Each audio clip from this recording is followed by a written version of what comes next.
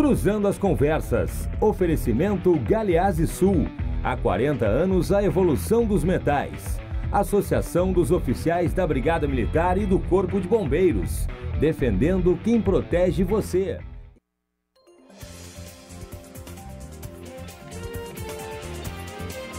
Boa noite, eu sou Guilherme Macalossi e começa aqui na RDC TV mais uma edição do Cruzando as Conversas, o seu programa de análise e debates, sempre a partir das 22 horas, logo após o Dois Toques. Nosso programa pode ser acompanhado através dos canais 24 e 524 da Claro Net TV e também pelas redes sociais, @RDCTV Digital. Nós estamos em todas as plataformas, no Facebook, no Twitter, no Instagram e no YouTube. Não deixe de participar enviando a sua mensagem. Ela é muito importante. A interatividade já faz parte da nossa filosofia.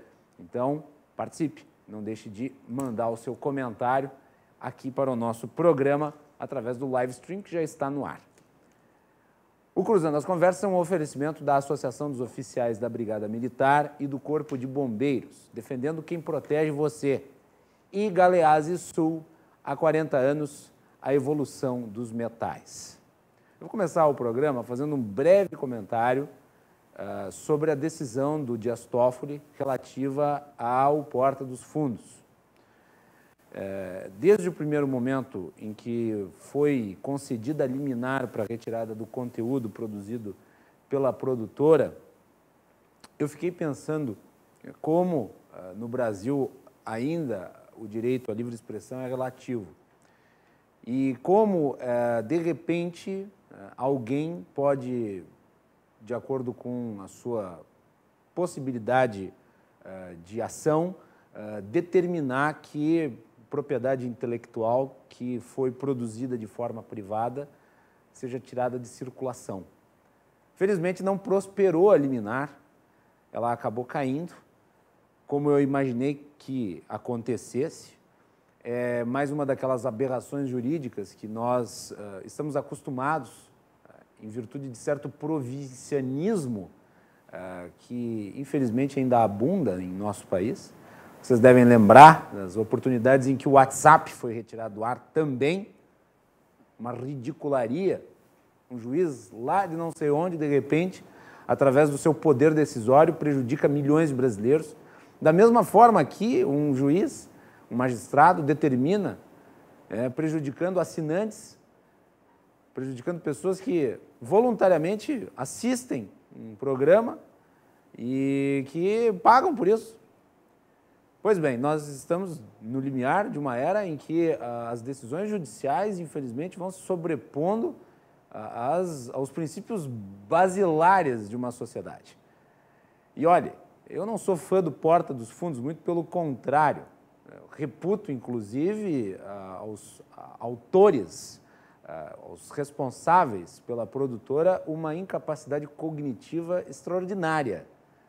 Não gosto do conteúdo deles. Mas eu acredito que eles têm o direito de produzir o conteúdo que acharem mais adequado e os consumidores têm o direito de assistir ou ignorar. Na decisão liminar que foi cassada, o magistrado dizia que estava protegendo a comunidade cristã. Eu não acho que a comunidade cristã precise ser protegida por um magistrado. Ela é plenamente capaz de tomar decisões e de, eventualmente, até mesmo boicotar a produção que foi feita. E o boicote é uma ação de livre e espontânea vontade, não parte de uma vontade pré-estabelecida, de um poder discricionário. São coisas muito distintas. E, felizmente, isso acabou sendo revertido no Supremo Tribunal Federal. Agora, mesmo que a decisão do Dias Toffoli em relação à matéria seja correta, não deixa de ser curioso que o Dias Toffoli seja ele o autor de um inquérito ilegal, que foi criado ad hoc, no qual ele mesmo determinou quem seria o responsável pela ação e, por consequência do seu ato, determinou a censura a veículos de imprensa. Então, é necessário apontar que, apesar de ter se insurgido como um defensor da liberdade de expressão, o que o Dias Toffoli me parece é um monopolista da censura. Né, Dias Toffoli? O senhor não vai rever aí este inquérito ilegal que o senhor instaurou sem nenhum tipo de provocação ou de matéria a ser analisada, sem objetivo, uma excrescência jurídica? As excrescências jurídicas no Brasil, elas vão se avolumando, né? E é triste que o Supremo Tribunal Federal desempenhe um papel tão protagonista nessas questões. Mas, pelo menos, o documentário está de volta para ser assistido e para ser desprezado. Muito bem. Agora, vocês imaginem só, senhores convidados, se cada um dos brasileiros saísse oferecendo processos contra conteúdo audiovisual que eles considerassem eventualmente ofensivo à sua constituição intelectual, à sua constituição religiosa. Nós não íamos ter mais conteúdo nenhum, porque assim, nós estamos sendo assistidos aqui por milhares de pessoas e algumas dessas pessoas podem se ofender com o que nós vamos falar aqui. E daí entram na justiça contra a emissora e mandam tirar o programa do ar. Quer dizer, a ditadura dos ofendidinhos. Não dá para conviver numa sociedade assim. Eu disse, inclusive na internet, que as bases dessa sociedade de liberdades públicas, ela nasceu a partir, inclusive, dos dogmas cristãos. O Tom Woods, ele tem livros publicados. Tom Woods é um historiador muito inteligente, muito prolífico na sua produção intelectual. Ele tem estudos e pesquisas neste campo, mostram a origem da composição atual da civilização e o papel fundamental que o ideário, que os valores católicos exerceram para que nós tivéssemos exatamente esse ambiente de liberdade. Agora, a liberdade, ela traz desafios, inclusive o desafio de a gente ter que conviver com o que a gente considera desprezível. E isso é uma coisa muito complexa de ser devidamente atingida. No programa de hoje, eu tenho o prazer de receber dois queridos amigos aqui para falar sobre o impacto da droga na vida da sociedade. E nós vamos falar de segurança, e se o Estado está sendo assertivo na forma como lida com o problema. Luiz Marcelo Berger, doutor em administração, professor da pós-graduação da FGV e da Unicinos, está de volta aqui ao programa. Berger, bem-vindo, boa noite. Obrigado, Macalossi, sempre um prazer. Obrigado ao colega de mesa aqui e aos ouvintes, aos nossos telespectadores. É sempre um prazer estar aqui nessa bancada. Muito obrigado pelo convite. Berger, que esteve aqui na minha estreia no Cruzeiro das Conversas. Verdade. No Fórum da Liberdade de 2019. Os cabelos brancos indicam isso. Não. E também quem está aqui de volta é o Juan Saavedra, que é advogado. Na última vez que o Juan esteve aqui, eu não estava moderando o programa, era o Cláudio, eu tinha um compromisso. Mas, Juan, bem-vindo novamente, prazer rever o amigo. Obrigado, Macalossi, obrigado, Luiz, e obrigado a todos os qualificados telespectadores da RDC TV. Eu não vou poder deixar de abrir o programa perguntando para vocês o que acharam dessa repercussão toda envolvendo Porta dos Fundos. Começa por ti, Juan. Depois falamos sobre o nosso Eu me alinho a tudo que tu disseste no início do programa com relação à Porta dos Fundos. Eu sou de religião de matriz africana, e sou de religião de matriz africana, sou de nação cabinda, filho de Xangô Ganju.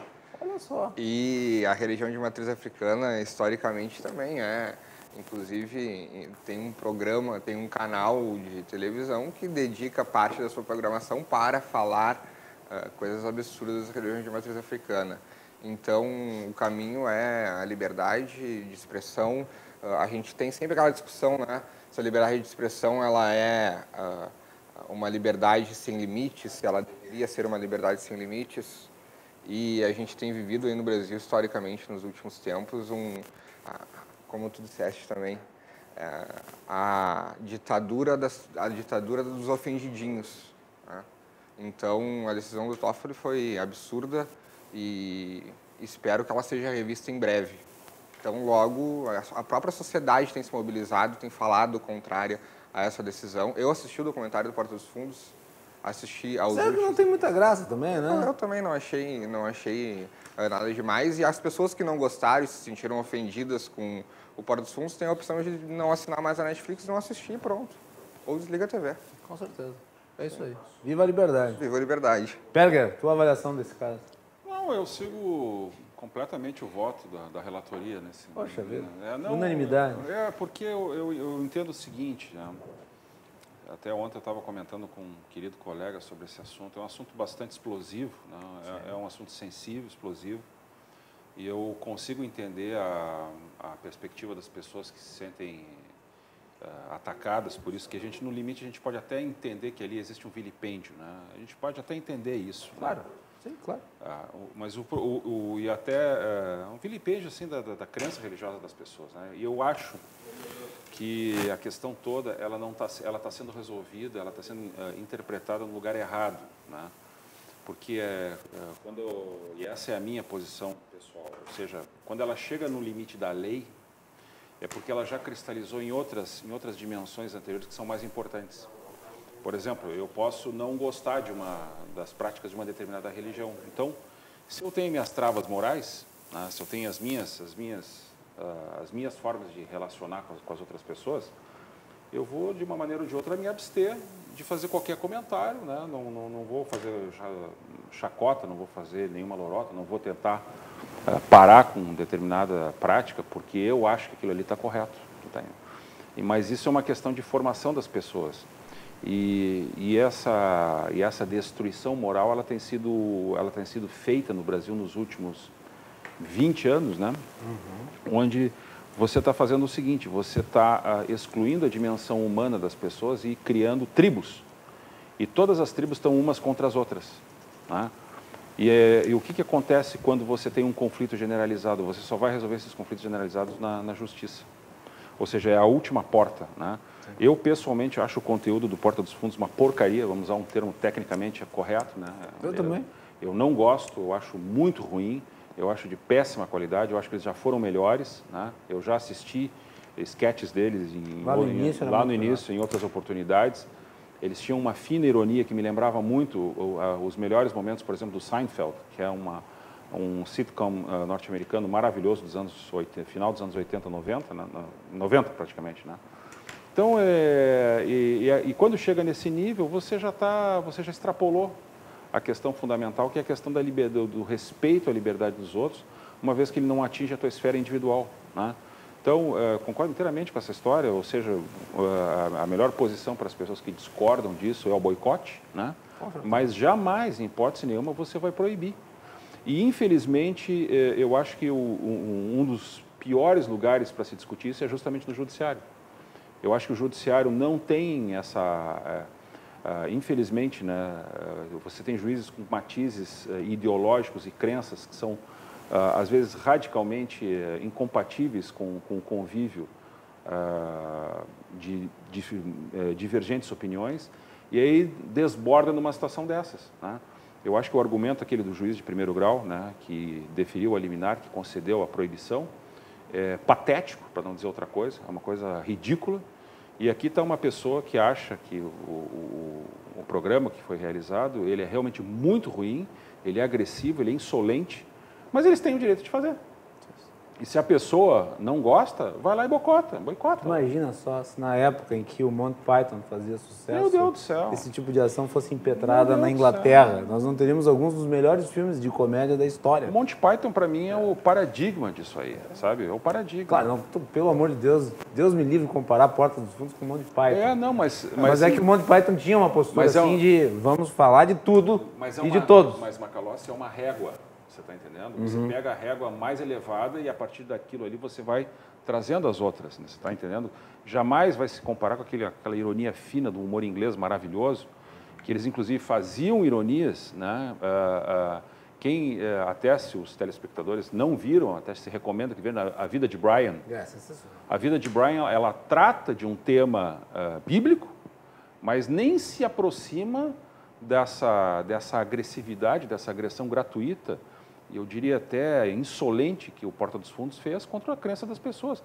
Mas não é por isso que eu vou me obrigar a proibir, né? Isso aí. Só um ponto final sobre essa polêmica aí.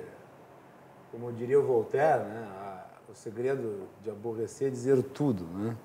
Vocês imaginam só se esse juiz Abicail, magistrado aí que determinou a suspensão do conteúdo, ele fosse francês e resolvesse decidir na época em que os terroristas, os fanáticos, resolveram adentrar na redação do Charlie Hebdo e...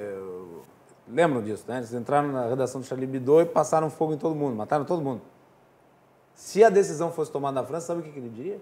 Vamos acalmar os ânimos e vamos mandar tirar de circulação o Charlie Hebdo. É isso. Muito bem. Em 2019, mudando de assunto, a Receita Federal bateu o recorde de apreensão de drogas. Foram mais de 60 toneladas. Em Guarulhos, as autoridades apreenderam 2 toneladas de drogas em 2019.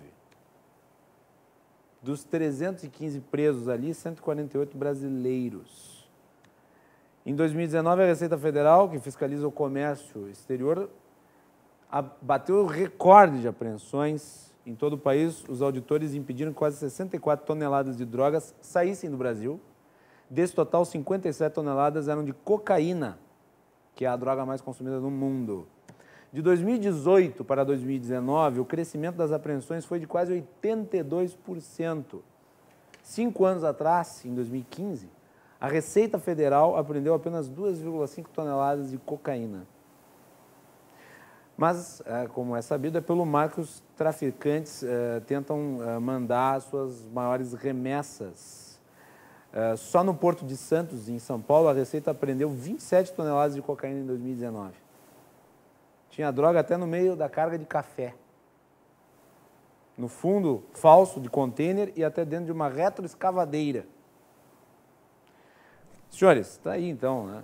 60 toneladas em 2019. Não dá para se dizer que é pouco, é uma quantidade absurda.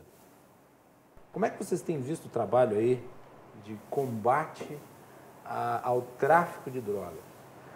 Inegavelmente, de 2018 para 2019, houve uma queda nos indicadores de violência. E foi generalizada. Não foi apenas aqui no Rio Grande do Sul. O Rio Grande do Sul, por exemplo, fechou o ano de 2019 com os menores indicadores da década em número de homicídios proporcionais a 100 mil habitantes em relação à sua população. O que é um fato que tem que ser comemorado por todo mundo. Mas não foi só aqui. Em 22 praças, a média no número de homicídios foi de uma queda de 22% a 23%, sendo os resultados mais positivos na região nordeste do Brasil, que é a região mais violenta. Exatamente. Como é que vocês veem a relação entre o tráfico de drogas, a violência e a ação que o Estado vem fazendo para tentar controlar aí os grupos criminosos que são os oligopolistas desse comércio ilegal até o momento? Começo por ti, Berger. Então, vamos lá. Fazendo uma pequena análise inicial dessa situação, tá?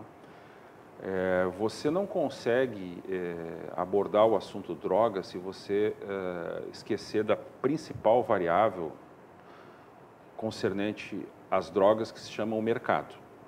Tá? O que significa isso? Significa que as pessoas, de maneira geral, precisam entender que antes de você analisar a dimensão normativa do certo e do errado, você tem que olhar para aquilo que as pessoas estão fazendo na prática para depois você fazer o julgamento das ações, né?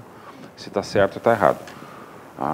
Ou seja, são duas questões que têm que ser analisadas separadamente. Então, por que isso tem que ser feito? Porque existe dentro desse mercado existe uma demanda, e como se sabe em economia, né, isso é uma coisa absolutamente cristalina já dentro da ciência econômica.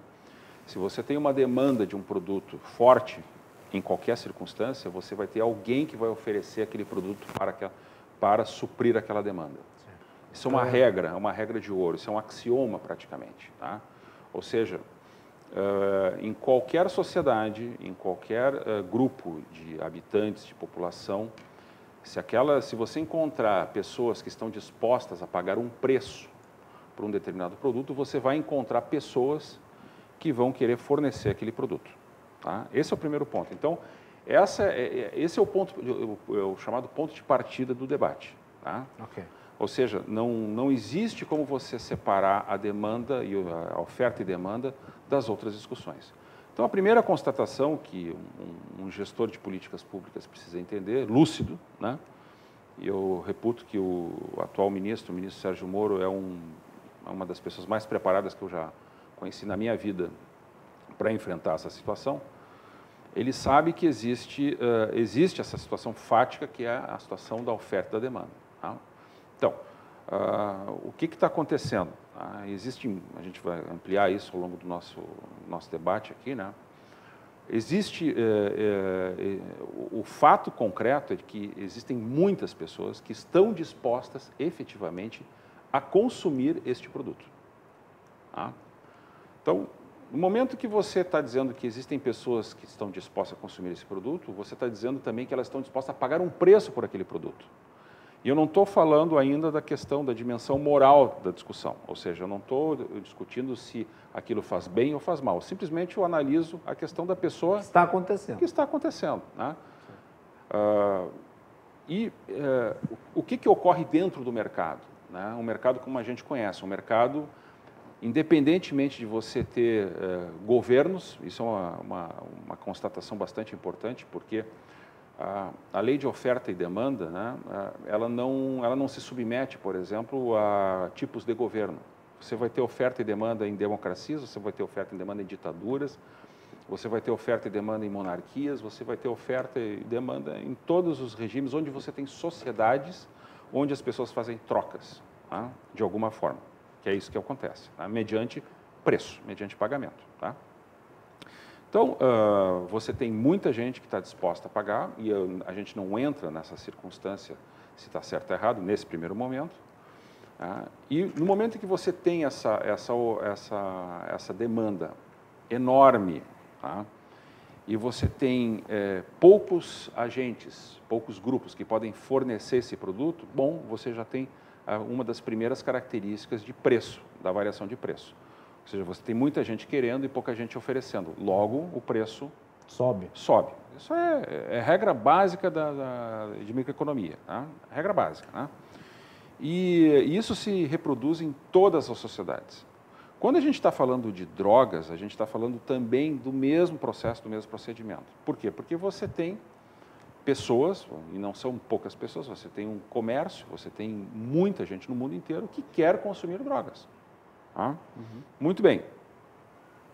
Aí, depois disso, a partir dessa constatação, começam as outras discussões que a gente pode fazer. Né?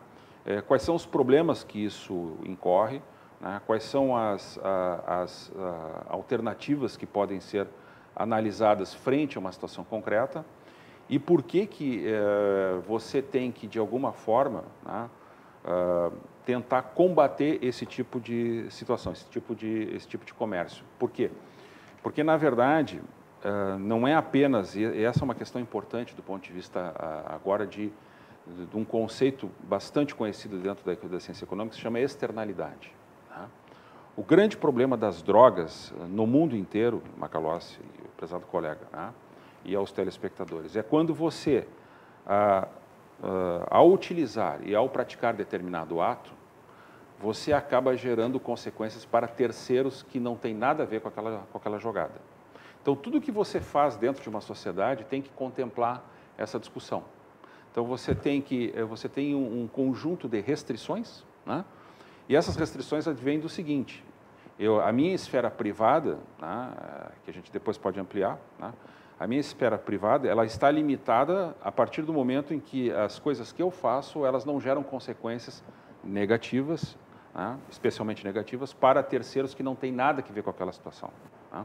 E quando você fala de comércio de drogas, ou seja, a parte criminológica disso, o grande problema não é simplesmente você atribuir um valor ao consumo ou não da droga por uma determinada pessoa, mas a consequência que ela gera em terceiros que não tem nada a ver com aquela atividade. Tá? Mas isso é só para a gente começar o nosso debate. Juan, tuas impressões sobre esse assunto?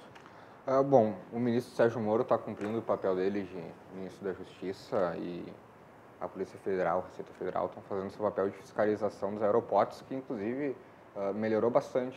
Tenho viajado recentemente melhorou bastante a fiscalização nos aeroportos. Mas a relação entre a violência e o tráfico de drogas e a guerra às drogas e a política de drogas adotada pelo Brasil é evidente. A gente tem aí décadas de um combate às drogas, tem entregue ao crime organizado o monopólio de um mercado, como bem colocou o Dr. Luiz, e esse mercado, esse crime organizado tem crescido e se tornado cada vez mais forte.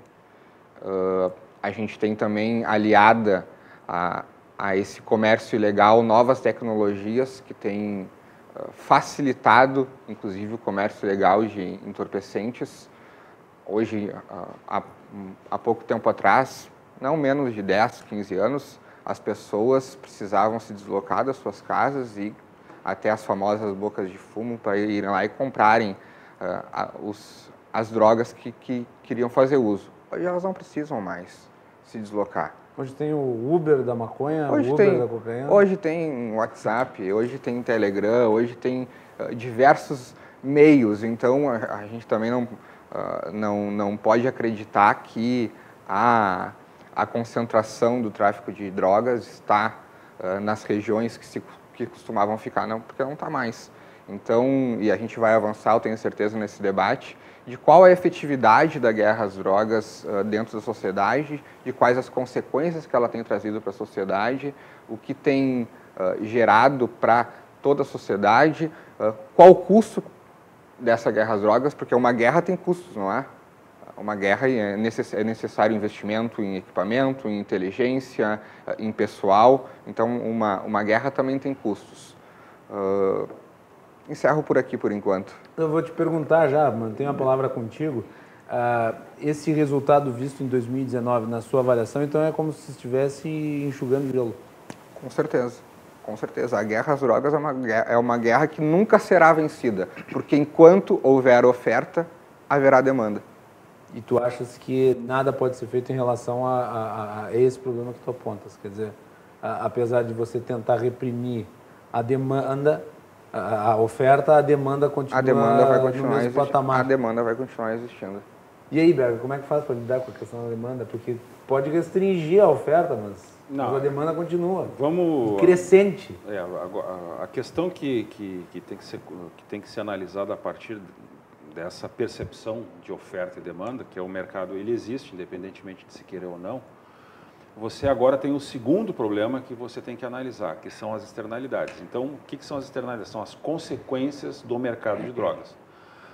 Vamos pegar o caso, por exemplo, de algumas situações em outros lugares do mundo. Tá? Vamos pegar o caso, por exemplo, do que está acontecendo aqui no Uruguai. O Uruguai, até antes do senhor Mujica, né, de triste memória, né, que é uma pessoa que tem por trás daquele seu véu de velhinho simpático, tem a história de um terrorista, né, que, enfim, que teve todas as participações em grupos de extrema esquerda no Uruguai, né. Ele veio com essa proposta, né, de legalizar ou de produzir, né, maconha publicamente, né, pelo poder público no Uruguai. A maconha estatal. A maconha estatal. E uma das coisas que a gente sabe desde o início de qualquer curso de microeconomia é que as pessoas, elas não são necessariamente boas nem más, elas são simplesmente pessoas. Então você não pode, né, pelo valor de face, como se gosta de dizer, né, dizer se aquela pessoa vai ser uma pessoa ruim, um psicopata, né, vão ser pelas ações delas, né? Então, elas são pessoas. E as pessoas... O Lombroso estava errado. O Lombroso estava completamente errado, ele foi desmentido, felizmente, na própria época, ele estava vivo ainda, né? Ele lamentável... Bom, enfim, né, ele tentou encontrar um caminho lá, né, para tentar identificar o bandido, né?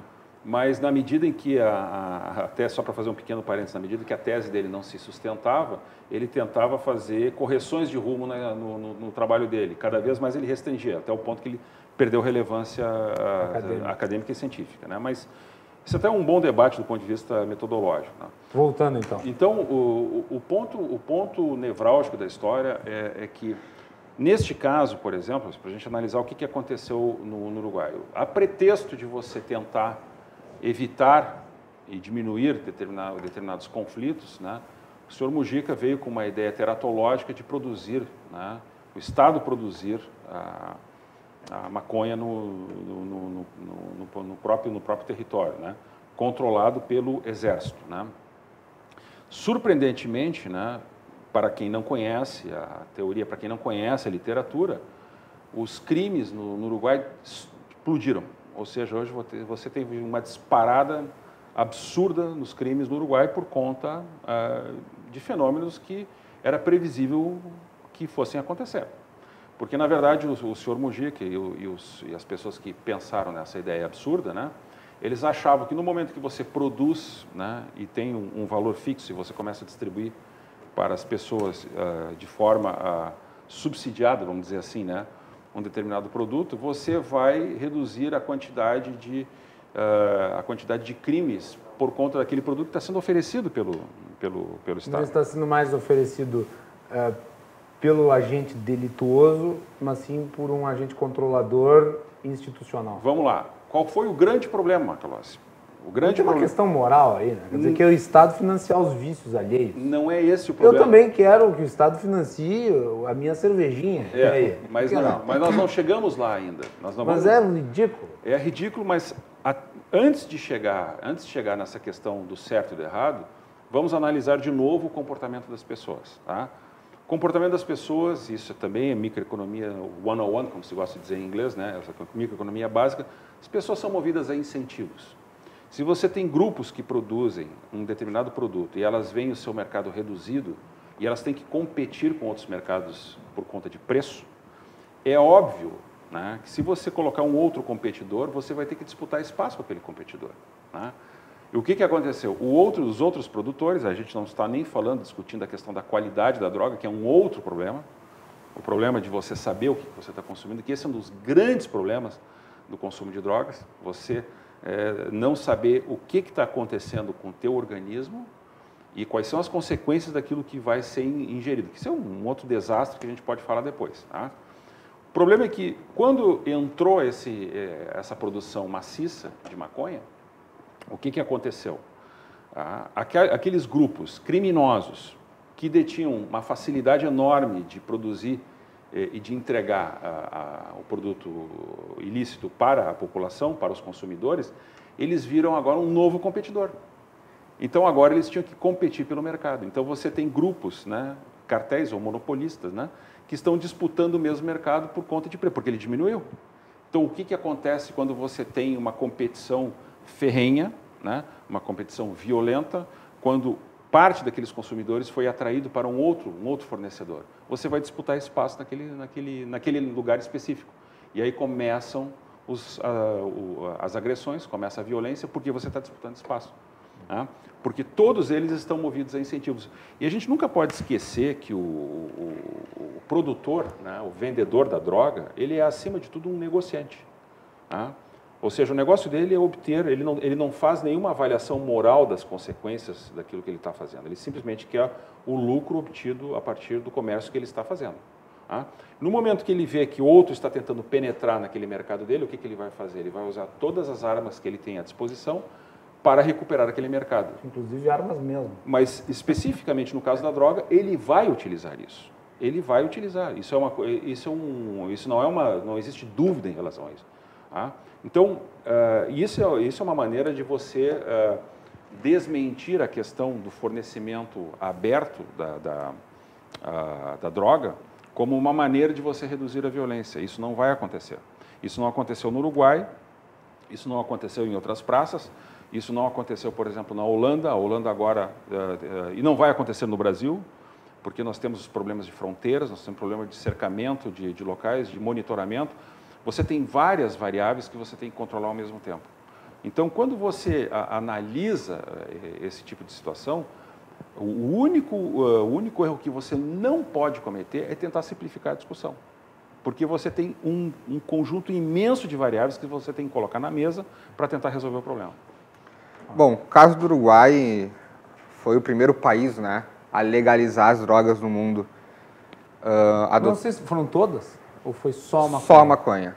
Foi só maconha. Então foi a legalização da maconha. Foi a legalização da maconha. Não, né? Foi a legalização da maconha. O Uruguai adotou o modelo das farmácias, adotou o modelo dos clubes, adotou o modelo do plantio. Mas o Uruguai também tem um histórico não muito antigo de ditadura militar, em que a população ainda hoje tem receios e medos com relação ao Uruguai, ao poder público no Uruguai. E um dos requisitos da legislação uruguaia é de que todas as pessoas que forem comprar nas farmácias, ou forem se associar a clubes, ou forem fazer o plantio para consumo próprio, tenham que se registrar e dizer para o governo que eu estou comprando, eu sou usuário e vou. E muitas pessoas não querem isso. As pessoas não querem dizer para o governo que elas não confiam, por um histórico recente, de que elas são usuárias e de que elas fazem o uso de maconha. O que isso causou? A continuidade de um mercado ilegal para as pessoas que não querem comprar no comércio legal. Eu não tenho dados aqui, eu sei que depois, 5 anos depois, o índice de homicídios no Uruguai chegou aos 2 dígitos, algo que foi histórico, mas eu também tenho receio de afirmar que a questão da legalização das drogas em todo o mundo não resolveu o problema da violência. Até porque seria simplista demais a gente achar que a legalização, a descriminalização ou qualquer mudança na política de drogas resolveria o problema da segurança pública em qualquer país do mundo, que isso não vai acontecer. A Holanda, as pessoas, sempre que a gente fala em drogas, a Holanda é sempre lembrada como o país liberal em que tudo é permitido. A maconha, ela não é legalizada na Holanda. Ela não é legal na Holanda. A maconha é tolerada na Holanda, dentro dos coffee shops, e daí existe na Holanda, e só ali. E existe um problema na Holanda que é o problema, como eles chamam, da porta dos fundos. Porque na porta da frente as pessoas podem entrar, podem consumir, lá dentro podem comprar. Mas para a droga entrar no coffee shop, ela vem pela porta dos fundos. Porque eles não podem produzir, eles não podem comprar. Ou seja, continua o comércio legal. Ou seja, continua o comércio legal. Então o modelo holandês não é um modelo de legalização, é um modelo de tolerância. Diferente de outros países que têm adotado o modelo de legalização. É o caso do Canadá, é o caso de diversos estados dos Estados Unidos, é o caso de Israel e de diversos outros países. E qual tem sido o resultado observado nesses países? Você tem acompanhado isso? Eu tenho acompanhado, eu tenho lido bastante sobre isso. O caso mais... Na questão do Uruguai, eu mencionei antes para o Berger, mesmo tendo havido essa mudança de ação em relação ao governo na questão da maconha especificamente, o fato é que tu não pode considerar uma liberação quando o Estado se arroga propriedade ou ele se torna o monopolista da distribuição de um determinado produto. Na verdade, você está estatizando. Não está liberalizando nada, você está estatizando. O que existe no Uruguai alguns até mais radicais poderiam dizer que apenas mudou os criminosos controladores da droga. Perfeito. É isso aí. Sendo bem provocativo. O que acontece no Uruguai é curioso, porque lá eles criaram os clubes, né, os clubes de cannabis, onde as pessoas se juntam em um clube, financiam um clube, o clube planta, ele faz a colheita e distribui para todos os seus associados. Mas a legislação uruguaia não tinha essa limitação inicial e eles começaram a limitar o número de associados aos clubes. E o que isso acabou gerando? Uma desassociação em massa, porque é caro cultivar. O cultivo é caro, então as pessoas começaram a cultivar em casa e deixaram de se associar aos clubes. O caso do Colorado, e tem estudos que inclusive embasaram a legalização das drogas, a legalização da maconha no Canadá, de que a legalização no estado do Colorado, que teve um plebiscito há alguns anos atrás, 67% da população decidiu e escolheu pela legalização, não aumentou o consumo de maconha nos jovens e não houve aumento nos índices de criminalidade, se mantiveram estáticos, apesar de não ter acabado com o mercado legal. Ainda que tenha sido legalizado, tenha se tornado um comércio legal, não acabou o mercado legal. Nunca acaba o comércio legal. Um dos grandes problemas no Brasil relativo a comércio ilegal é o cigarro ilegal. E o cigarro é vendido legalmente, né, em supermercados, em bares, em restaurantes. Da mesma forma, a arma, né, ainda que haja uma série de restrições à venda de armas no Brasil, o fato é que existe um comércio internacional de armas, inclusive em países onde existe uma possibilidade maior de acessibilidade à compra desse tipo de produto. Então, acho que o mesmo serve para as drogas em geral. Você pode legalizar o mercado das drogas, mas nem por isso você vai ter um mercado legal. E daí eu devolvo a provocação. Se o objetivo é resolver, por que nós criaríamos um problema a mais, que seria toda uma legislação, ou se criaria todo um apanágio de fiscalização relativo às drogas para manter o crime organizado intocado, já que ele permaneceria monopolista do comércio ilegal? Juan, te devolvo essa provocação. E devo dizer, eu não tenho opinião formada sobre legalização das drogas. A partir do momento em que se decide mudar a perspectiva de tratar a questão das drogas como... Me permite mais uma pergunta? Claro. Por que legalizar só a maconha, se essa é a ideia, e não todas as demais? Por que restringir a cocaína e o crack, por exemplo? Para mim, todos os viciados devem ser tratados igual. O viciado em maconha tem o mesmo direito que o viciado em crack. Cada um opta pelo que vai consumir. A filosofia do Libera Geral é esse para mim. Não adianta, não, só maconha. Só maconha. Porque a maconha deixa a pessoa assim, um pouquinho de boa, não sei o quê, tá? Tranquilo. Agora, o sujeito vai lá e se enche de crack, queima o cérebro todo e tudo que tem dentro da cabeça.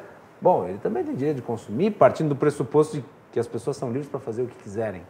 Vai lá, Juan. Agora eu te deixo falar sem interrupção. Bom, a partir do momento que um Estado adota a intenção de mudar a perspectiva de política pública para tratar da questão das drogas, não apenas como uma questão de segurança, mas também como uma questão sanitária, de saúde pública, e opta pela legalização de um mercado até então ilegal, ele, evidentemente, enfraquece o mercado ilegal. O mercado ilegal não vai deixar de existir, mas o mercado ilegal, evidentemente, é enfraquecido. O investimento, a fiscalização, a presença do Estado para combater o comércio ilegal se torna mais efetiva porque o comércio ilegal reduz. O comércio ilegal se torna menor. E as externalidades de um comércio legal acabam sendo positivas para os usuários porque eles vão deixar de ter acesso a um produto de qualidade duvidosa. A partir do momento em que, no caso da maconha, a maconha é legalizada, as pessoas... E legalizar maconha não é necessariamente... Quando a gente fala em legalizar maconha, a gente não está falando necessariamente em colocar a cada esquina um coffee shop vendendo cannabis. A legalização da maconha também importa em permitir o cultivo para consumo próprio. Como é permitido no Colorado. Como eu cultivo uma hortinha de alface, eu posso ter uma hortinha de maconha. Pode ter uma hortinha de maconha. No Uruguai é permitido até 5, no Colorado é permitido até 6, se não me engano. Por quê? Por que restrito? Por que eu não posso ter um latifúndio de maconha? Porque se é para consumo próprio, você não precisa de um latifúndio de maconha, né? Não, mas nós estamos partindo do pressuposto de que a liberalização é geral para o consumo e para a produção. Não há um problema aí de você liberar isso aí. Ok, são problemas que vão surgindo na minha cabeça. Natural. Eu vou trazendo para vocês aí. Isso não permitiria que o tráfico de drogas tivesse uma porrada de laranjas aí para produzir legalmente e eles faturarem em cima e manter o comércio legal? Não sei, é uma pergunta que eu faço. Não consegui captar. Um comércio, os traficantes terem laranjas para... Sim, laranjas no comércio legal para financiarem o comércio ilegal. Acontece, não acontece? Acontece no comércio, né? No comércio você tem comerciantes que colocam as barraquinhas na frente, né, de chamados camelôs, para evitar a tributação, e são os próprios donos das lojas. Isso aqui no centro da cidade a gente sabe disso que acontece, né? Então, na verdade, o Macalossi colega, é o seguinte, tá? Você não modifica a equação por decreto. É exatamente a pergunta que você falou, né? Eu não vou modificar a equação de comportamental das pessoas por conta de uma determinação legal. Existe uma percepção equivocada no mundo do direito, né, de que a existência da lei, ela vai... como você perguntou, mas por que 5, né? 5 gramas, né? Qual é o valor ali lá no Uruguai? 5 pés. 5 pés, né? Por que 5? Né? Por que não 10? Da onde que saiu esse número? Né? Por que não livre? Né? Porque a questão, ela volta de novo a... É que a minha filosofia é essa. Se é para liberar, é para ser geral, não é para ser uma liberação meia boca. Mas está perfeitamente colocado. Eu acho que está absolutamente lícita essa questão. Por que arbitrariamente foi escolhido esse valor? Porque algum burocrata inventou lá, e provavelmente não tinha nenhuma base científica, né? Porque esse é o outro problema das chamadas das bases científicas para você tomar a decisão. Como esse é um problema complexo, tá?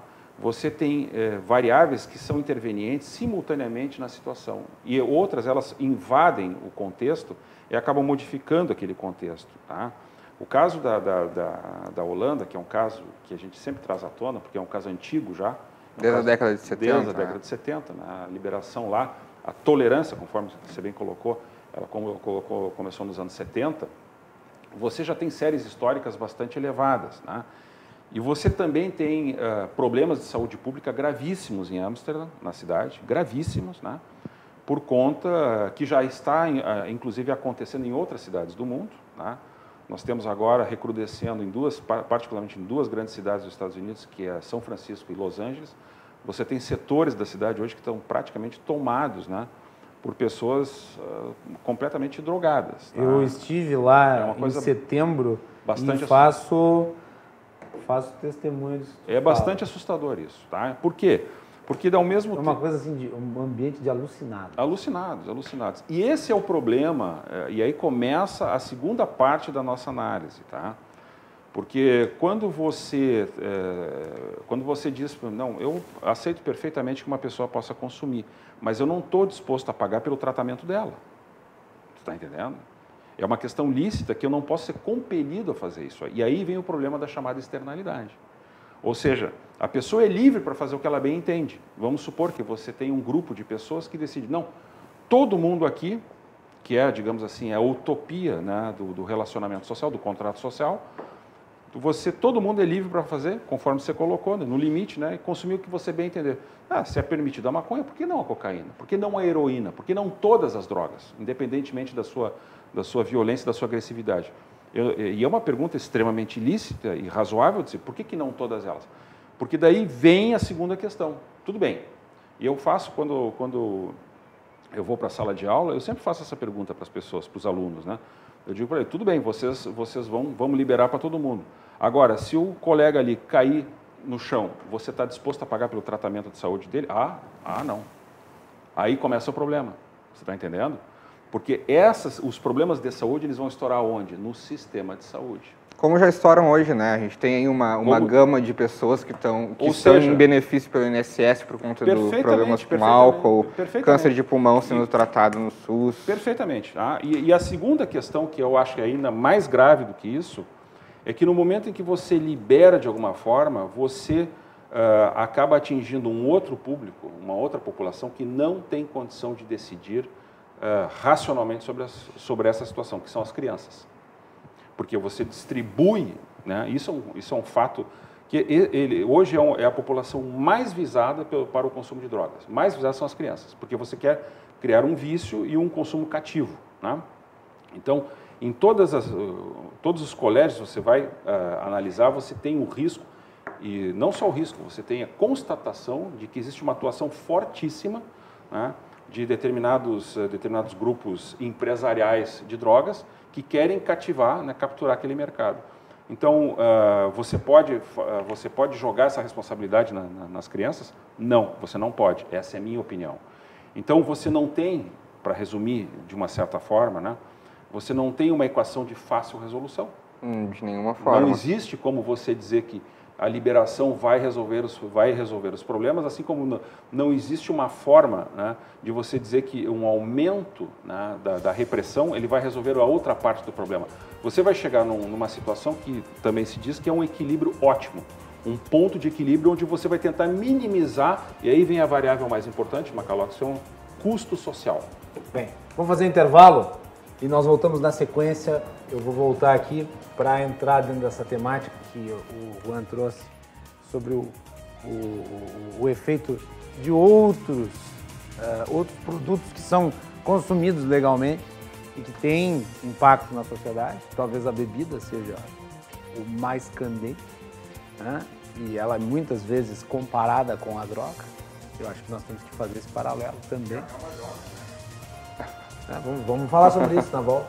Você é convidado a nos acompanhar. Fiquem conosco, Cruzando as Conversas, volta depois do intervalo. Vou querer mais água. Sim, eu vou buscar.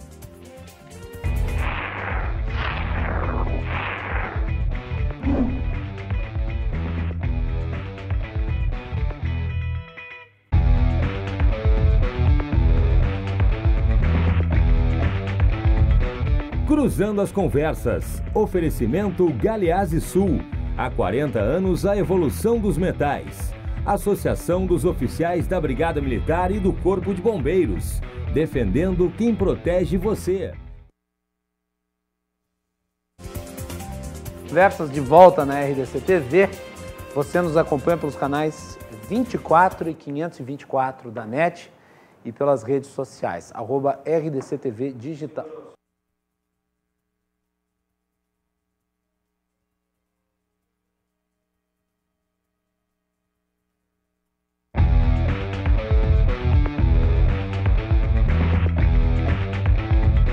Cruzando as Conversas. Oferecimento Galeazzi Sul. Há 40 anos, a evolução dos metais. Associação dos Oficiais da Brigada Militar e do Corpo de Bombeiros. Defendendo quem protege você.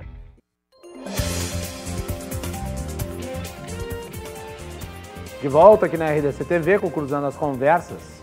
No programa de hoje estamos analisando o impacto social das drogas e como o Estado tem lidado com a questão. Nosso programa é um oferecimento da Associação dos Oficiais da Brigada Militar e do Corpo de Bombeiros, defendendo quem protege você. E também de Galeazzi Sul, há 40 anos, a evolução dos metais. Você confere o nosso programa de segunda a sexta, sempre a partir das 22 horas, nos canais 24 e 524 da Claro Net TV e pelo @RDC TV Digital, nas mais variadas plataformas, no Facebook, no Twitter, no Instagram e no YouTube. Não deixe de assistir também as edições anteriores que estão, né, nos nossos canais e de mandar o seu comentário através do live stream. Na edição de hoje do programa eu tenho os meus amigos Luiz Marcelo Berger e Juan Saavedra falando sobre esse assunto que eu já anunciei aqui, que é a questão do impacto social das drogas. Vamos voltar aqui para o segundo bloco. Juan, tu falaste aí sobre o custo que outros produtos que são vendidos no mercado têm e acabam sendo depois tratados através do sistema de saúde que é público, né, o SUS. As escolhas pessoais geram consequências e daí, o que tu disseste tem absoluta lógica, né? O sujeito consome eventualmente droga, vai buscar um tratamento público, o sujeito come carne vermelha, tem problema cardíaco, vai buscar um tratamento público, o sujeito é fumante, tem um câncer no pulmão, vai buscar um tratamento público e assim por diante. Fala um pouco sobre isso e vamos falar, claro, sobre a comparação que se faz também com outros produtos que são de consumo livre, apesar de haver um regramento sobre esse consumo, que é a própria bebida alcoólica, né, que mais costumeiramente é comparada com as drogas. Vai lá, Juan, começa por ti. Bom, em primeiro lugar, falando especificamente do álcool, a gente tem aí na história do proibicionismo mundial o caso famoso da lei seca nos Estados Unidos, né, no início da década de 90, da década de 90 do século 20, 1917, por aí, foi logo após a Primeira Guerra Mundial, que os Estados Unidos, por uma pressão social, uma pressão cívica, adotou para si a política da lei seca. Isso durou muito pouco tempo, diferente do combate às drogas e entorpecentes. O proibicionismo do álcool durou muito tempo. A indústria, a sociedade naquela época fizeram muita força para que isso fosse vir a acabar. Mas o que a gente traz de exemplo e de lição da época do proibicionismo do álcool é de que, primeiro, sempre haverá demanda, então haverá oferta, e se tem oferta, alguém vai oferecer, ainda que à margem da lei. E, bom, aí surgiram diversos mafiosos históricos dos Estados Unidos, como Al Capone, que viveu e se financiou por meio do mercado ilegal de álcool. Inclusive, existiam políticos que, na época, estavam envolvidos com o proibicionismo, que, para a sociedade, eram proibicionistas, mas eram produtores de cerveja, eram produtores de álcool. E, na época, os produtores de cerveja, porque teve um período em que o bebidas de pouco teor alcoólico eram toleradas. O vinho chegou a ser tolerado em determinado momento e a cerveja, na época, não era tida como uma bebida de pouco teor alcoólico, não era tida como uma bebida leve. Os produtores de cerveja, na época, faziam muita força para mostrar para a sociedade que a cerveja era diferente dos destilados e que ela tinha um potencial menor que as outras bebidas. Quer dizer que a cerveja foi a maconha da época. A cerveja foi a maconha da época. A cerveja não era popular, né? Ela não tinha se popularizado ainda, e os produtores de cerveja faziam muita força para mostrar, bom, se o vinho é tolerado, também toleremos a cerveja. Feito esse parênteses, a gente tem aí no Brasil o caso do cigarro, por exemplo, que é extremamente taxado dentro de uma lógica do direito tributário, da utilidade do bem, se aquele bem é útil à sociedade, se ele não é tão útil, ele é taxado acima do... Quem determina isso são os burocratas. Quem determina isso são os burocratas. Isso é útil ou isso não é útil? Não, pode ou não pode oferecer mais burras ao poder público. É apenas essa a equação. Nesse caso da tributação sobre o cigarro, isso não está gerando nenhum efeito no consumo. Porque as pessoas continuam consumindo cigarro adoidado. Eu discordo um pouco disso, porque desde da década de 90 para cá, o Brasil começou a fazer uma política de redução de danos do cigarro. A gente não vê, por exemplo, mais propaganda de cigarro na televisão. A publicidade do cigarro diminuiu sobremaneira. As carteiras de cigarro começaram a ter os avisos do Ministério da Saúde. Eu acho que o consumo... Claro, quem fuma continua fumando. Mas eu acho que o surgimento de novos fumantes, em comparação a outras épocas, diminuiu. Mas é só andar na rua aí, no Réveillon, que tinha de gente fumando na rua, não era brincadeira. Mas só fuma quando bebe. Só fuma quando bebe. Mas tem um componente aí, eu acho essa discussão extremamente interessante, porque ela traz para a mesa, tá, aquela dificuldade que a gente tem de entender exatamente qual é o fenômeno que está acontecendo. E, de novo, o problema todo é o problema do custo social. E já se tem mapeado ao longo, porque o consumo de cigarro é uma coisa antiga no Brasil. Tá? Então, bastante antiga. Então, quando você está falando de uma coisa antiga, você já tem uma série histórica razoavelmente grande e sustentável ao longo do tempo que você pode fazer inferências. Né? Então, o que se percebeu? Primeiro que o impacto, né, do consumo do cigarro, especificamente, ele estava sendo gerado dentro, de novo, no sistema de saúde. Tá? Mas já vamos chegar lá. Calma. Não, mas é porque esse negócio da saúde, todas as pessoas pagam impostos. Financiam o sistema de saúde. Não, por que não tem direito de ter acesso a ele? Essa que é a questão fundamental. E de novo, essa é a pergunta que nós devemos nos fazer enquanto coordenação de esforços. Porque quando você faz uma política pública errada, e esse é um ponto que normalmente no Brasil isso é praticamente uma demência, né? Uma demência não, é praticamente uma regra de ouro do serviço público brasileiro, de fazer políticas erradas e tentar retroceder e não conseguir mais. Né? Esse é um problema clássico brasileiro, é tudo feito no afogadilho, né? As chamadas iniciativas jurídicas, que a gente conhece bem o processo legislativo brasileiro, ele não é baseado em evidências, ele não é baseado em estudos, não é baseado em fatos, você não tem análise de custo-benefício. Só para se ter uma noção dessa discussão, da importância que ela tem. Quando você vai, por exemplo, para o parlamento norte-americano, que é o paradigma para os outros nesse aspecto, toda vez que você faz uma proposta, qualquer que seja legislativa, existe um departamento dentro, existe um departamento de estudo, um grupo de estudos dentro do Congresso norte-americano e pessoas afiliadas aos parlamentares que fazem um estudo profundo de impacto daquela medida faria no tecido social, em todos os níveis, desde o ponto de vista econômico, tributário, social, né? Ou seja, você analisa um conjunto de variáveis, as máximas possíveis, para ver se aquilo ali tem sentido do ponto de vista de política pública ou não. Por que que isso é importante? Porque normalmente quando você faz uma lei errada, né, uma lei baseada em premissas erradas. Por exemplo, essa do juiz de garantia. Que é uma barbaridade, mas não vamos tipo nem... essa. Não, fizeram a lei para validar em 30 dias, ninguém sabe como é que vai funcionar, ninguém sabe quem é que vai ter que pagar a conta e como é que vai ser. Porque, na verdade, é exatamente esse o problema. Ou seja, o criador de leis, ele não está preocupado, infelizmente essa é uma regra brasileira, uma regra nefasta brasileira, né, infelizmente. O legislador brasileiro, ele é de muito baixa qualidade, e a consequência disso é que ele faz coisas que repercutem depois no tecido social e é muito difícil você voltar atrás, mas a consequência fica. Tá? Então, quando você fala de política pública, não vamos nem entrar no juízo de garantia, porque senão a gente vai fazer outro programa. Não pretendo. Mas é uma discussão absolutamente relevante, enfim, né, vou na mesma linha, né? É uma teratologia que inventaram, por outras razões, não tem nada a ver com a proposta inicial, mas isso é uma outra discussão.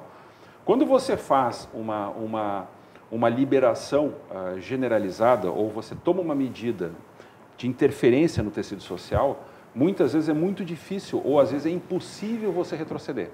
As consequências elas são permanentes. Tá? E outra coisa que tem que ser levada em consideração nas políticas públicas é o tamanho do dano que você está gerando. Porque é muito diferente você falar, por exemplo, e essa discussão, que foi uma discussão que vira e mexe aparece na discussão tanto econômica quanto jurídica, porque as duas coisas estão conectadas, né? Por exemplo, da lei seca, ela é uma discussão absolutamente procedente. Né? O que aconteceu nos Estados Unidos naquela época é muito interessante. Né? Tanto que o Fiorello, né, que o Al Capone, ele foi preso justamente por uma questão tributária e não por uma questão criminal. Né? Mas todo o problema lá ele foi gerado por quê? Porque você tinha uma demanda absurda por parte do público e de produtores, evidentemente, por conta do lucro obtido por conta desse comércio, e ao mesmo tempo você tinha uma discussão de caráter moral, né, que dizia que aquele problema deveria ser restringido. E uma questão interessante a respeito dessa questão moral, que a gente poderia trazer para o nosso caso aqui da questão do fumo, é que nos últimos, talvez 10, 15 anos... Começou a se tornar algo imoral. Exatamente. Houve uma transformação no comportamento das pessoas. Então, eu me lembro... Não era glamourizado. Exatamente. Se fumava em avião. Eu me lembro. Todas as cenas assim, mais românticas do cinema. Todos os filmes. Mulheres com a cigarrilha. Exatamente. A Pantera Cor-de-Rosa fumava. Eu me lembro nos meus bons tempos de garoto, que já vai fazer alguns milênios, né? algumas centenas de anos, né? Era o sonho da gurizada, né, de você pegar um cigarro e fumar para impressionar as meninas, aquela coisa. E as meninas também gostavam de fumar, aquela coisa toda. Isso mudou e hoje não é legal você fumar. Então houve uma mudança, olha a importância disso, uma mudança cultural na população que impactou drasticamente a produção desse tipo de produto. Né? Só que tem um detalhe, tá? Uma coisa é você falar do dano, por exemplo, do consumo sistemático por unidade de tempo, que é sempre esse que é o problema, viu, Juan e Macalossi e os telespectadores. São os chamados experimentos controlados, né? Que inclusive deu agora um prêmio Nobel maravilhoso para 2 pesquisadores lá do MIT, né? Que eles, todo o trabalho dele foi justamente você fazer uma espécie de uma sintonia fina de um experimento social onde você pudesse identificar com a maior precisão possível aquilo que efetivamente estava acontecendo e que dava certo ou não dava certo como intervenção de política pública, a partir de uma legislação. Então, quando a gente fala isso, quando a gente fala da interferência, do uso da lei para resolver esse problema, você tem que resolver também a questão, por exemplo, da magnitude do impacto que aquilo gera no tecido social. Vou dar um exemplo, apenas para cotejar a situação. Uma coisa é você falar de um consumo por unidade de tempo de cigarro, vamos supor assim, durante 1 ano, e outra coisa é você pegar aquela mesma pessoa e colocar ela, expor aquela pessoa ao consumo de heroína por unidade de tempo no mesmo período. A consequência vai ser completamente diferente. Com certeza. Vai ser completamente diferente. Você... Hei de concordar, mas eu também eu pondero que nesse mesmo sentido, e essa é a minha opinião com relação à política de drogas que o Brasil adota hoje, a política de a guerra às drogas que se estabeleceu com base no proibicionismo norte-americano, nasceu lá, né? Essa questão da proibição das drogas, de combater também a maconha, não tem gerado na sociedade os efeitos que se esperava. Pelo contrário, a guerra às drogas tem gerado violência, tem gerado um aumento do crime organizado, tem tido impacto no setor prisional, pessoas que... os critérios de definir quem é traficante e quem não é. A própria lei antidrogas, que é questionada no Supremo Tribunal Federal e traz requisitos extremamente subjetivos. Ela é arbitrária? Arbitrária e... paramos por aí, arbitrária, mas ela traz... O critério, né? Ela traz como critérios, por exemplo, a condição social e pessoal do agente. O que é isso? Quem avalia isso? Quem avalia? O juiz, né? O juiz. Mas o que é a condição pessoal e social? O que é a condição pessoal e social do agente? O que a legislação está querendo dizer com isso? Por o agente público que prende alguém com um baseado na mão.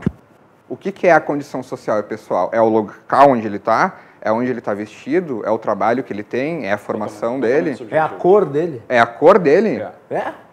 A subjetividade então, assim, inclusive, é isso. Né? Então, e não é, Juan, eu entendo, o teu argumento é absolutamente lícito, tá? E não existe uma resposta fácil para isso. Claro, não existe. Não existe. Não. E a primeira... Então vamos tentar responder isso depois do intervalo? Senão nós vamos estourar o tempo. Nós voltamos depois com o último bloco da edição de hoje do Cruzando as Conversas. Você é convidado a nos acompanhar, então fiquem conosco, já voltamos.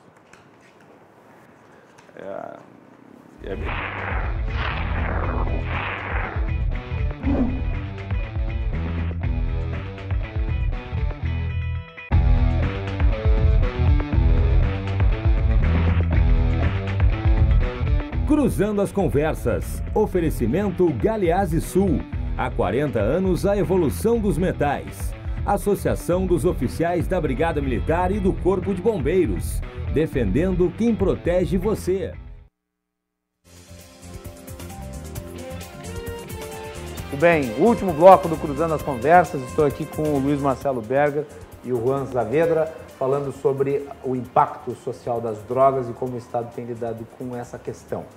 Você nos acompanha pelos canais 24 e 524 da NET, também pelas redes sociais, @RDCTV Digital. O nosso programa é um oferecimento da Associação dos Oficiais da Brigada Militar e do Corpo de Bombeiros, defendendo quem protege você. E Galeazzi Sul, há 40 anos, a evolução dos metais. Último bloco, falamos do Supremo aí, e aí eu vou entrar num ponto aqui que eu acho importante, que é novamente a interferência do judiciário na questão.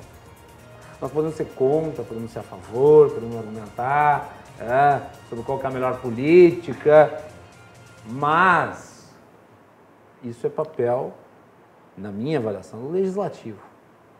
E, novamente, o Supremo Tribunal Federal está querendo capturar as atenções e tirando as atribuições dos outros poderes para ser um protagonista na questão. O poder não deveria ser protagonista de coisa nenhuma. Não é a arena errada para discutir isso? Com certeza. Assim, o que está sendo questionado hoje no Tribunal Federal... De repente, o juiz vai lá, o ministro vai lá e determina quantas gramas. Espera aí. É possível, né? É possível que a decisão... Com certeza, é o que vai acontecer. Não é possível, é provável. É provável que essa... Assim, essa é a tradição. Mas o judiciário, ele tem se intrometido historicamente, tem feito um ativismo judicial, principalmente o neoconstitucionalismo, aquela ideia de que... Tudo é constitucional. Né? Mas assim, o STF foi questionado, ok, é o papel dele, ele não se arrogou, ele foi questionado sobre um determinado ponto específico da lei antidrogas. É inconstitucional ou não é inconstitucional de acordo com o princípio da igualdade? Afinal de contas, tu está colocando, tu está separando as pessoas e dizendo se elas são usuárias ou traficantes de acordo com condições pessoais, sociais. Isso não é correto. Eu pelo menos, não acho que isso seja correto. Para mim, isso fere o princípio da igualdade.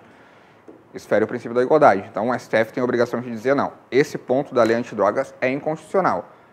Mas a arena para discutir, então, quais vão ser os critérios para definir, é o legislativo. É evidente que é o legislativo. Ele não pode simplesmente dizer assim, não, isso aqui é inconstitucional, é isso aqui que tem que ser, e nós vamos introduzir por decisão. É o parlamento. Quais são os parâmetros? É o parlamento. É uma piada. É o parlamento. O judiciário legislando.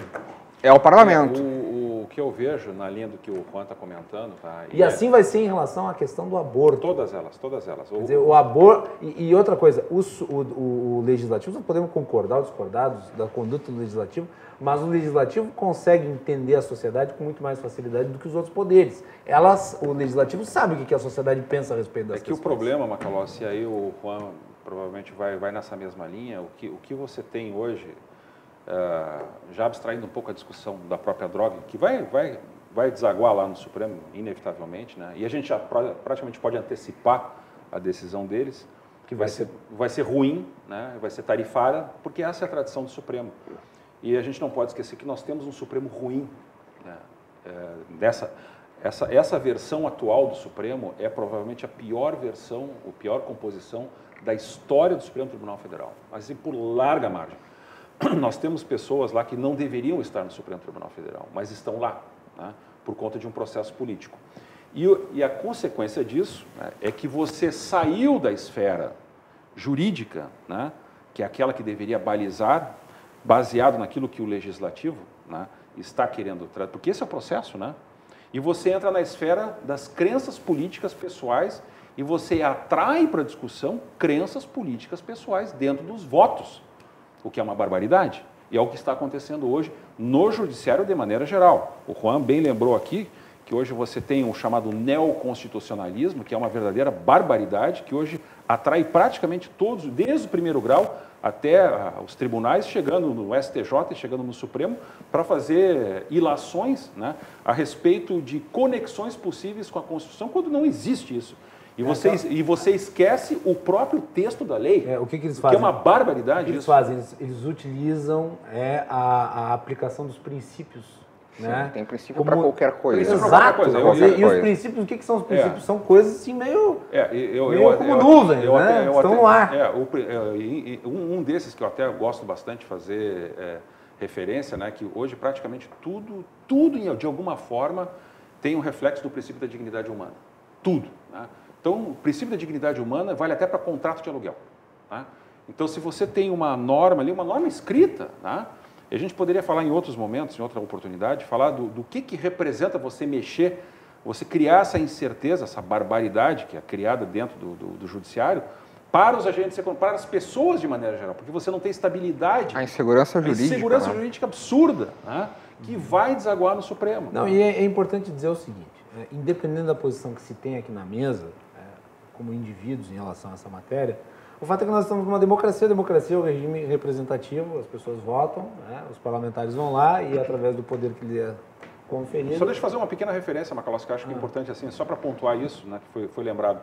É importantíssimo, tá, que para o bem ou para o mal, isso foi dito aqui no programa, né, que o legislativo busque ter a relevância que tem dentro do cumprimento da lei, inclusive impedindo que o judiciário faça coisas que está fazendo agora. Só que isso tem que ter consequência. Ou seja, não adianta nada a gente ficar falando e o legislativo, que é o foro adequado para você discutir.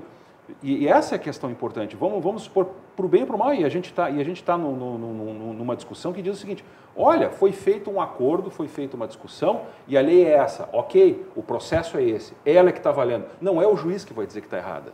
Não é uma decisão judicial no Supremo Tribunal, como foi feito naquela discussão sobre homofobia, né? Que foi criado um tipo penal, uma barbaridade, uma excrescência jurídica, uma coisa que não existe no universo jurídico, foi feita dentro do Supremo Tribunal Federal. Né? E qual é o foro adequado? É o legislativo. Então, não é o mérito. Não é o mérito. É a forma. É a arena, o lugar, a casa. O legislativo é o foro para botar um basta nessa situação. E ele precisa atuar rapidamente. Né? Porque essa proeminência indevida que está acontecendo em certas circunstâncias, né? ela tende a piorar. Porque se a pessoa percebe que ela não sofre consequência nenhuma do seu ato, ela vai continuar, e é o que está acontecendo, especialmente nas cortes superiores. No caso, eu estava mencionando aqui que nós estamos vivendo num regime democrático e as pessoas votam nos seus representantes, formando no Congresso, de alguma maneira, claro que existem distorções do sistema, mas formando no Congresso, nas câmaras de vereadores, nas assembleias legislativas, um eco da própria composição da sociedade. Para o bem e para o mal. Para o bem e para o mal. Então vamos lá, se nós fizermos uma pesquisa hoje, eu não sei como é que está o resultado da outra, mas eu acredito que no mínimo vai ser dividido 50-50 a questão de liberação. Né? Não sei, eu ainda acho que a sociedade ainda é a maioria ainda é contrária. Ok, então vamos partir do pressuposto que eu até acredito, que eu não tenho um número aqui de cabeça, nem olhei, mas eu acredito que realmente seja. Eu estava baseando assim numa perspectiva mais justa, já que não tem informação precisa, 50-50. Mas ok, então assumimos aí que a maioria da sociedade seja contra. A maioria da sociedade votou num Congresso que provavelmente, né, nas suas decisões, vai, né, digamos... não permitir que avance uma discussão a respeito de descriminalização. Isso, olha, você pode ser contrário, você pode ser a favor, mas isso é legítimo. É isso aí. Agora, não pode o Supremo Tribunal Federal, achando que tem a luz, querer dar uma lição à sociedade, sendo que o Supremo não foi eleito, o Supremo foi nomeado pelo Executivo. É esse o problema, e eu acho que, infelizmente, nós estamos aí com uma preponderância que é perigosa por parte do Supremo nas mais variadas questões. E daí sempre acontece o seguinte, né? Quando o Supremo decide de acordo com o meu posicionamento, então, que bom, o Supremo é progressista, o Supremo está fazendo avançar uma pauta que o Congresso se recusa a deliberar. Um absurdo. E daí, quando o Supremo decide contrário à tua vontade, não, esse Supremo é reacionário, né? O problema é o Supremo decidindo. Mas esse é o problema da politização da jurisdição. Ela não poderia ser assim. É exatamente esse o problema. Você não pode politizar uma coisa que é jurídica, que foi decidida onde? No foro adequado, que é o legislativo. Então, para resolver esse problema, o legislativo precisa tomar uma iniciativa. É a politização da justiça e a judicialização da política. Exatamente isso. Perfeito, exatamente perfeito. isso. Exatamente isso. E eu já disse aqui várias vezes, né, que muitas vezes, inclusive, o legislativo contribui para isso. Mas, claro. Quando traz o judiciário, né, para, de alguma maneira, reformar decisões de plenário. Isso está acontecendo nesse momento, tu está entendendo? Ou seja, você tem hoje, por exemplo, vamos pegar só para exemplificar um caso que para mim foi o exemplo típico dessa invasão de jurisdição, essa invasão de habilidades, né? Essa questão do DPVAT. Né? Sim. Essa questão que a gente não precisa nem chegar na discussão sobre as drogas. Ela vai acabar chegando nisso por reflexo, porque vai acabar sendo politizada no Supremo Tribunal Federal. O Supremo determina até qual valor tem que se pagar de DPVAT? Agora veja-se o absurdo de uma decisão que é de esfera absoluta. Isso está dentro da Constituição. Isso é de alçada exclusiva do Poder Executivo. Aí vem o presidente do Supremo num ato de fanfarronice, a gente pode chamar isso, né? Uma criancice que a gente pode dizer, eu não gostei do meu pirulito, então eu vou trocar pelo novo pirulito. E vai lá e que reverteu o próprio processo, criando de novo, né, Juan, uma absurda insegurança jurídica. Você imagina o que você está transmitindo para as pessoas que estão querendo regularizar, agora que você está esperando que uma decisão de uma pessoa iluminada do Supremo vai refletir na sua vida privada. Quer dizer, é uma coisa inadmissível do ponto de vista de estabilidade institucional. E isso só pode ser resolvido no foro adequado, que é legislativo. E tem que botar um fim nisso aí. Juan, depois que tu falar, encerramos. Rapidinho então. Instituições. O Brasil precisa fortalecer suas instituições, respeitar mais as suas leis. Eu sou um defensor de uma federação de verdade, não uma federação que a gente tem hoje no Brasil, inclusive para a questão das drogas. Como é a americana. Como é a americana, né? Cada estado decidindo de acordo com cada estado decidindo de acordo com a sua realidade. A minha posição com relação a... Mas não vai acontecer, né, Juan? Não vai acontecer. A mudança na federação é difícil, né? Infelizmente. Eu partilho do teu do anseio. Do teu anseio, mas não vai acontecer. Mas assim, a minha posição com relação à política de drogas é que ela é muito mais maléfica à sociedade do que benéfica. Historicamente, a proibição ela gerou, inclusive, a potencialização da droga. Milton Friedman dizia que se não fosse pela proibição, talvez nós não tivéssemos o crack hoje na nossa sociedade, uma consequência do proibicionismo. Eu acredito que hoje a gente começa a debater no Brasil, e parabéns mais uma vez pela RDC por trazer esse programa, esse tema para debate, sobre descriminalização, legalização, possibilidade de isso vir a acontecer. E eu acredito que daqui a alguns anos, no foro adequado, que é o legislativo, nós vamos discutir qual modelo de legalização que nós vamos adotar. E para finalizar, eu trago uma frase bem conhecida que diz que eu defendo que casais gays possam proteger seus filhos adotivos ou por barriga de aluguel, suas propriedades, suas plantações de maconha com suas armas. É um resumo bem digamos, ilustrativo aí da filosofia liberal. O Brasil precisa de uma segunda emenda, né? Tudo bem. Pô, muito obrigado por ter vindo. Obrigado, Macalossi, pelo convite, sempre um prazer. E eu disse aqui da última vez que eu não estava, a audiência da RDC TV é extremamente qualificada. Parabéns para vocês. Isso quem possibilita são os convidados que prestigiam o programa com a sua presença. Meu caro Berger, obrigado por ter vindo também. Prazer recebê-lo novamente. Espero que volte outras vezes. Se Deus quiser, muito obrigado. É um prazer, foi uma bela discussão. Obrigado ao Juan e aos telespectadores. Doutor. É sempre um prazer vir aqui. Obrigado pelo convite. Eu fiquei muito satisfeito com o debate que nós tivemos aqui. Eu não esperava outra coisa, porque os dois convidados têm um nível elevado de conhecimento e de postura. Em geral, o debate sobre drogas, ele acaba virando uma droga em si, porque gera uma controvérsia tamanha que as pessoas começam a botar o dedo na cara e tal, como se fossem inimigos fidalgais, uma briga de bar. E aqui, apesar de haver, talvez, um posicionamento diferente, nós conseguimos construir um diálogo que é importante e a sociedade precisa disso, né, para enfrentar essas questões polêmicas.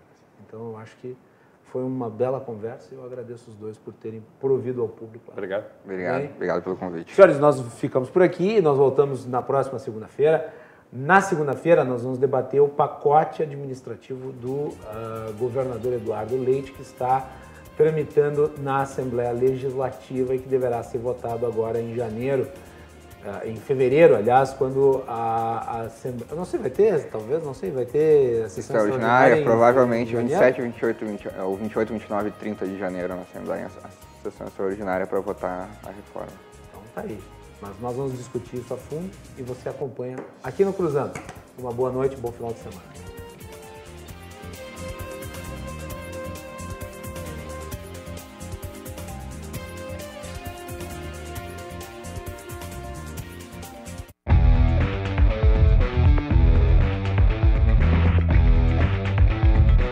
Cruzando as conversas. Oferecimento Galeazzi Sul. Há 40 anos a evolução dos metais. Associação dos Oficiais da Brigada Militar e do Corpo de Bombeiros. Defendendo quem protege você.